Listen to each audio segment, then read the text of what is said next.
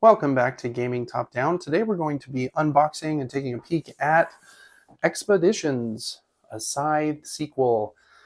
This game was designed by Jamie Stegmaier of Stonemaier Games and has very cool artwork and surprisingly a pretty massive box.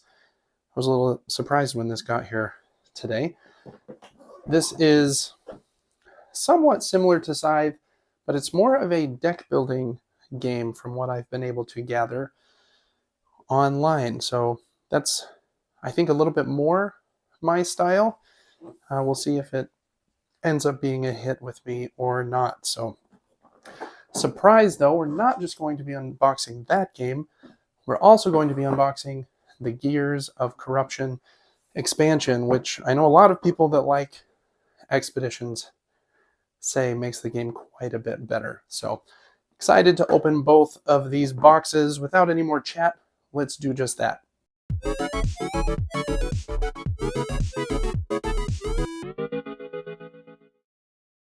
Okay, first up, the artwork is just beautiful, and I mean the box feels very high quality. Stonemaier is kind of known for that, so wouldn't have expected anything less. But here is the box open.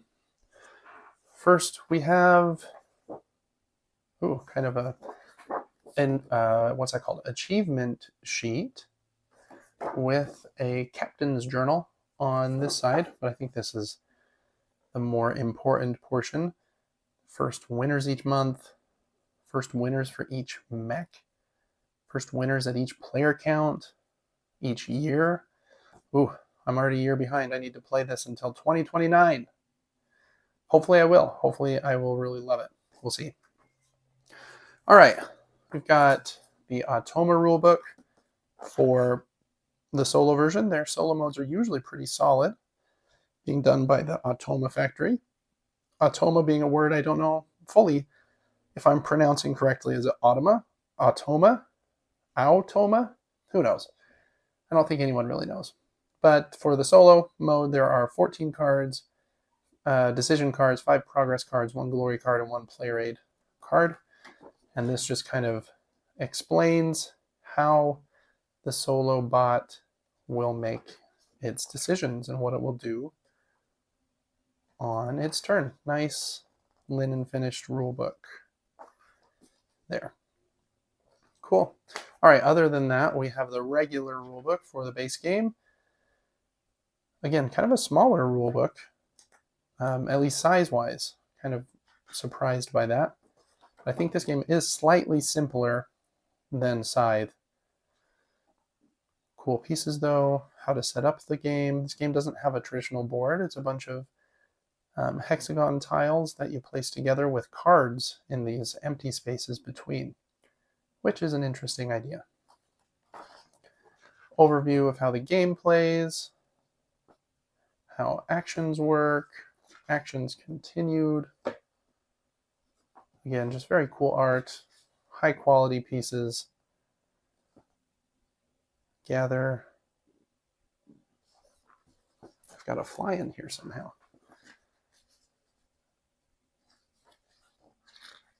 Actions, end of game.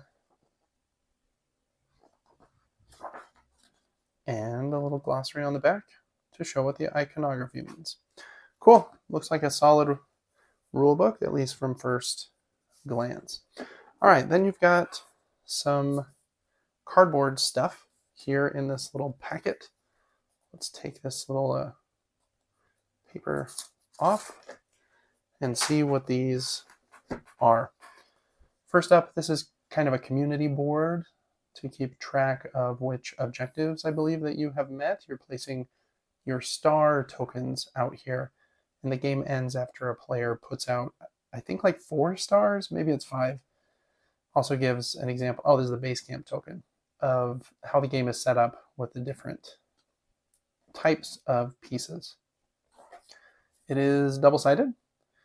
I don't know that they are any different though. On flipping it a couple times, it does not appear that they are different.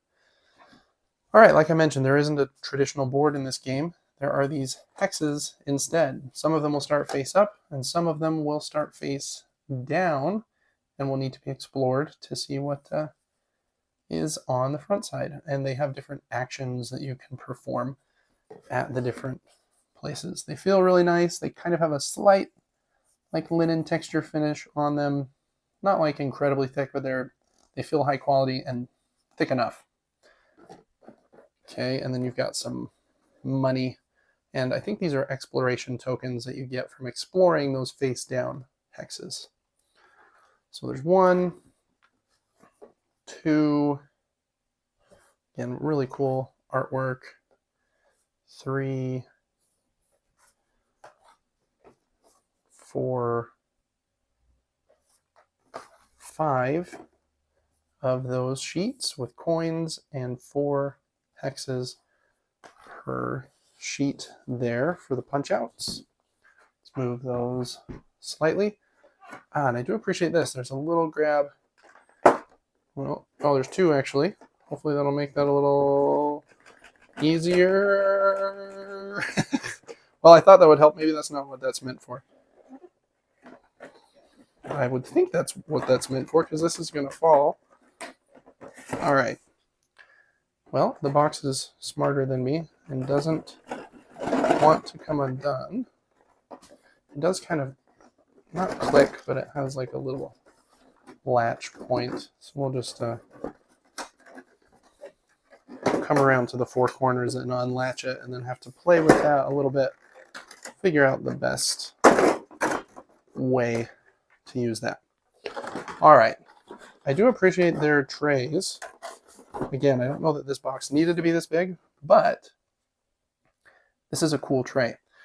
There are 5 minis down here. Let's pull those out and look at those first. They kind of clip into the bottom of the tray, and they're very big. They're not like the highest quality or most detailed, but pretty dang good, to be honest, for a game that's not really minis based. It just has 1 mini to represent your group or your faction that you're playing as. So there's that one. This one. That one looks like Howl's Moving Castle to me a little bit. I don't know why. It does have guns on the front, so maybe it doesn't look like that at all. This one, he's got those saw blades on his arms. And this one doesn't want to come out of the... There we go. This one is like a walking Norse ship. Very interesting. Again, pretty high quality for a game that's... this isn't the Ironclad edition. This is just the standard edition of the game. So if you just buy Expeditions, you should expect all of this in here as well. And this big one. Cool minis. Okay, then we've got these tiny little things, I think, are stickers that go on the bottom of the player boards here, just in the 4 corners, because the player board is used to track a lot of things. You'll use a token here and move it around to determine what actions you're taking on your turn. Then you're going to slide cards on the right, bottom, top, and left of your player board, so having a little bit of clearance from the table is helpful. I don't know if those are going to work great, so I'm probably going to 3D print these little corner pieces I found online that will help those lift just a little better. But anyways, you got those. And then there is a board for the 5 different factions. 5 different player boards with the mini to match. Again, very nice, high quality, cool artwork on those. The tray under there looks like some of the cards are going to go down there. We'll look at the cards in a minute. A nice bag. It's kind of big, to be honest. Big bag. Do appreciate my giant hand does fit in it, so that is a good sign. I have big hands though. These are kind of gone away from plastic bags here. I'm guessing it's a biodegradable bag, even though this is plastic and it does have a plastic lid, but that's okay. These are bases for the minis so that you can tell which player is playing as them. So the red player would be playing as this one this game.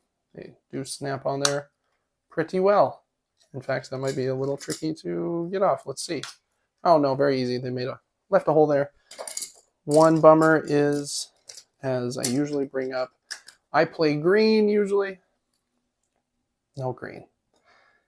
That's okay though. I will forgive them. Maybe green will be the color in the expansion box. We'll see that in a minute.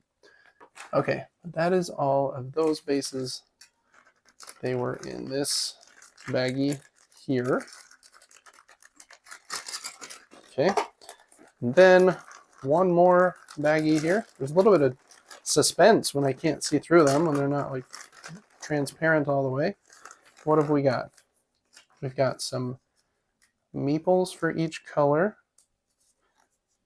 Each player color, I imagine. So this is the yellow worker meeples.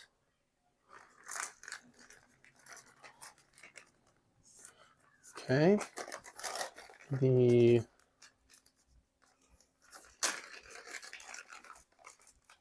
green? What? I didn't see a green base. Am I going crazy? Maybe I'm the one going crazy. Green meeples? Maybe they're not a player color that you can choose. They're just a neutral or something. We'll see on that one. Happy to see something green though. Okay, what else is in here? We got some silica gel like usual. What are you, purple? All the workers are a different shape, so that's cool. And a few more baggies in here. Let's just dump them out, to be honest. Okay. We got the stars for each player. Yeah, see, there's no green in the stars. The green must be a neutral player of some sort. Stars for the player color. There's 4 of each color. So once you get your 4th star out, that triggers the end of the game. They're like your objective trackers, I believe. Okay, a few more of these. What are you?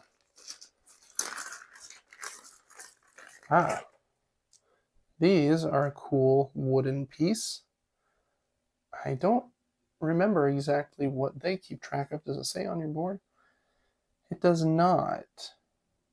I know there are a couple different currencies in the game.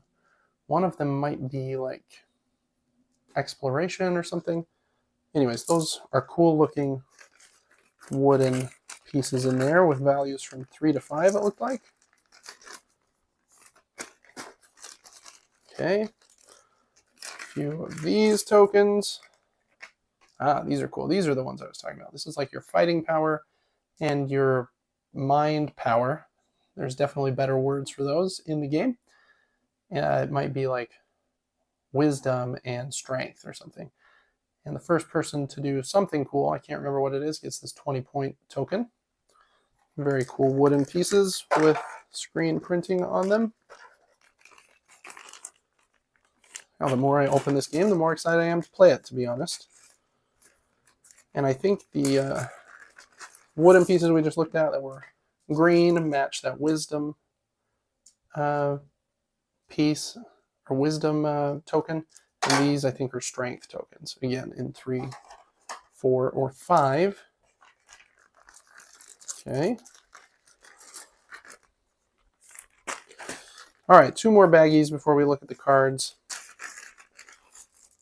We've got some blue workers and a cube for each player color. Okay, dropping stuff everywhere. And last one, I think these are red workers. And they are. Yeah, cool looking meeples. like we expected. Okay, let's look at the cards and then we'll open up the Gears of Corruption expansion. Let's I'll put everything away later. Let's put this lid back on here so you can stare at the cool artwork for a minute while I struggle probably to open these card stacks. They have a nice pull tab actually. That was pretty fast. All right, these cards have a purple back with that exploration symbol and a very cool front. And I think the cards are like the main aspect of the game. You're playing cards down, and then you'll use a rest action to pick your cards back up, kind of like Century Spice Road or Century Golem Edition. Again, very cool artwork in this Scythe world. So we'll just finish flipping through some of these. I'm guessing some of them will be the starting cards for the different colors. Again, tantalizing me with green that I don't know where you are. And some of these cards you'll get from different things. I think there are asteroids that fall that you can get cards from. And that is the end of that stack of cards. Okay, second pack here. We've got probably a couple different symbols here because I can see the Automa cards here at the top of the stack. Yes, there's a few of those in a couple different colors. Let's look at those first. Okay, kind of a decision tree, I imagine, for the Automa player, and different difficulty levels for the Automa player, and glory and a helper card. Okay. Then we've got some player aids. I believe there are 5 of each, and they're double-sided, so a bit to keep track of as far as the player aid is concerned, but I do appreciate those. They should be very helpful. All right, and then, we've got one more type of card. We'll look at those last. We've got some more of those purple cards, so let's look at those.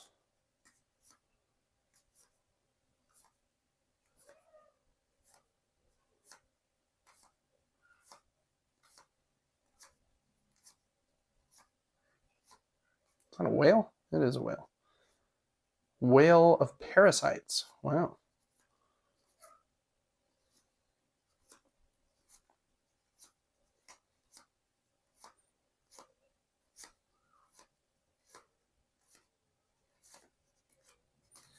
Okay.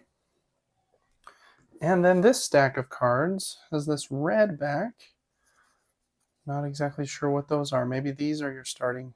Oh no, these are character cards. So I imagine character and companion cards. They give you some sort of bonus ability. All right, that is it for everything in the base box of Expeditions. I thought this video was going to be shorter, so I maybe should have done them separately, but we're just going to continue. We'll do the Gears of Corruption box now. We've got the Automa explanation for how it works with Gears of Corruption, the Gears of Corruption rulebook here, components. There's not a ton. Hey, there is a green base snap and green glory tokens. Sweet. They were just, they were playing with my heart with those green meeples, but I'm glad I got the expansion at least for green. Setup. Corrupted Mech module is optional. Mech and companion draft. Gameplay changes from the new tokens. You got a hero worker. And the Corrupted Mech module. Cool. All right. Some of the reasons that people really like this expansion are, I think there's a few different reasons, but one of them is you can now play 6 players, which is kind of crazy, I believe. Let me double check that. Yeah, it says 1 to 6 on this side of the box. And it introduced double layered boards to keep track of your strength and wisdom, and your action selection cube over here. Those are very nice. They replace, I think, the boards in the base game. And let's see, there's 1, 2, 3, 4, 5, 6.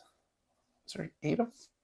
There is 8 of them because there are 2 new mechs and faction types. Kind of looks like he'd be in No Man's Sky or something like that. And this guy is big, looks like he'd be in Destiny. Just relating all of these 2 video games for some reason. Cool looking. Hey, here's that green base for a green player. Love that. That's about it in the box. Okay, we've got one more map token called the Encampment. And then a couple more, I can't get this back in here, sets of player tokens, or cardboard tokens here. Oh, this tile is misprinted in the core game with 5+ instead of 8+. Please replace it. Love fixes.